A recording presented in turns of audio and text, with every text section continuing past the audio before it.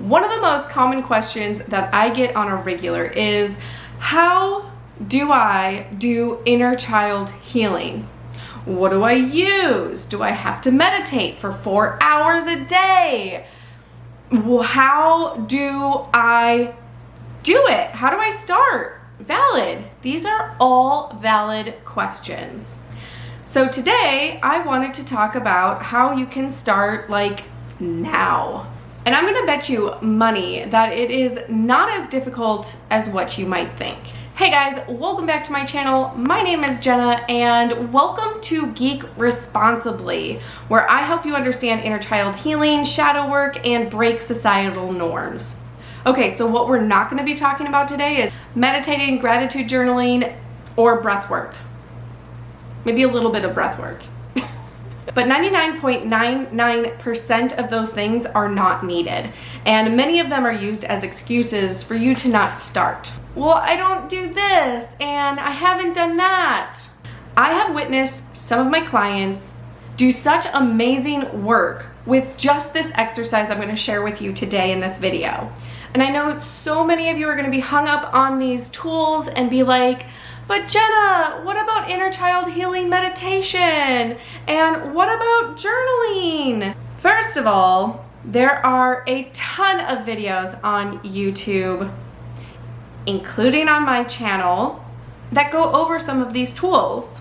And second of all, that's not something that you really need to be worried about right now. So now that we have that out of the way, first and foremost, if you are looking to start inner child healing in 2022, you must ask yourself why you want to begin this in the first place.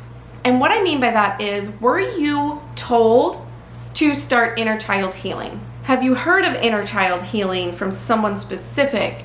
Maybe an influencer, and you just want to try it because all the cool kids are doing it? Or have you been trying to heal and all paths are guiding you to start down inner child healing? For me, I started inner child healing because I've been doing work on myself. And mind you, it's been a 12-year experience. So this isn't just overnight. I have gone through dark nights and ego death and bawling my face off. And do I still have work to do? Abso-freaking-lutely. Abso-freaking-lutely. There are those that have heard of inner child healing and just want to see what it is like. And they might not be doing it for any particular purpose. And then someone may have told you to do inner child healing, maybe like friends or family members, or maybe even your therapist, and you just don't know where to start. Or you saw it on TikTok, like on my page. I will always recommend doing inner child healing when all paths point to this specific tool or modality. Why, Jenna? Why would you recommend this? Well, let me tell you.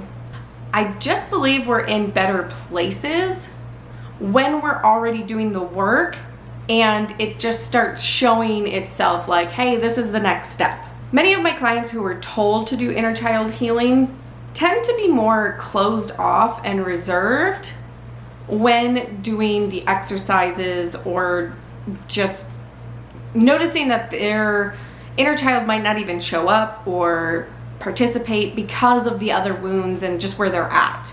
With already being invested and ready to start this healing path, it's so much smoother. But don't get me wrong, I'm not a big believer on the time is set in stone. And if you're trying it just because someone suggested it, that's totally fine. Just know that it may not do what you're expecting it to do right away. You can continue doing the work, stick it out. I know a lot of people who try it and they're like, oh, it's just not for me. Like meditation, you know, oh, my mind's too busy. Well, it's a meditation practice. We practice in order to make our mind, you know, calmer. And it's not even, that's a whole nother video. Moving on, you're gonna need to start somewhere, right? So if that is because you saw it somewhere, or someone told you, or all the paths guide you to start inner child healing, you are in the right place. If you've made it this far in the video, go ahead and comment below, I'm ready to heal. We're gonna find a community of soulfully aligned people ready to heal. And this is for anyone who is just starting out, who has been doing this for years, and maybe they just feel stuck on their path. I think it is important to find other people that are doing the same things you are, because then we don't feel so alone. And you can be like, man, those people are trying it as well. So go ahead, comment, I'm ready to heal below. Now to the exciting part of this video, the exercise. This is one of my favorite ways of helping my clients get introduced to inner child healing without all the fluff, stuff, stress, etc. I know I mentioned that this isn't going to be meditation or journaling, but if you do feel better closing your eyes, taking a deep breath, or you want to take out a journal, totally do so. This is your exercise. Now, when you were a child, what was your favorite snack? Can you picture the wrapping? Did it come in wrapping? Or was it something your mom or dad cooked? When did you get this snack? Was it at events or after events? It was like a special treat. And can you still taste it? Or even smell it? And is it something that you still eat today? All right, now after you remember your favorite snack, what was one of your favorite toys? Or maybe it was a book or something that you got that you always had with you. You couldn't leave the house without it, right? What did it do? Who gave it to you? When did you get it? And do you still have it? And a fun one is, are they still made today? Lastly, what was your favorite thing to do as a child? Did you enjoy reading, writing, drawing, coloring, dancing, singing, playing outside with your friends? What does that look like? And do you still do this today? Now you may be wondering, what does that do for an exercise of inner child healing? That just connected you to your childhood self, made you feel, hopefully, really good inside, and if it did bring up any type of stress, that's something that now you know what you can work on. I'm gonna end this video with one last tip.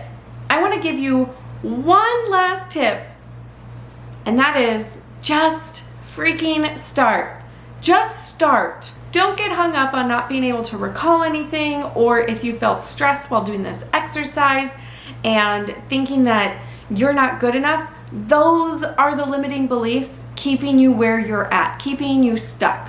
That just means you need to continue this work. And like I mentioned, you're in the right place. I did ask you to comment, I'm ready to heal, in the comments below to start your healing process. So make sure that you have done that. I have a few more videos here that you can check out around inner child healing and hypnotherapy, releasing blocks and barriers. And until next time, always remember to geek responsibly.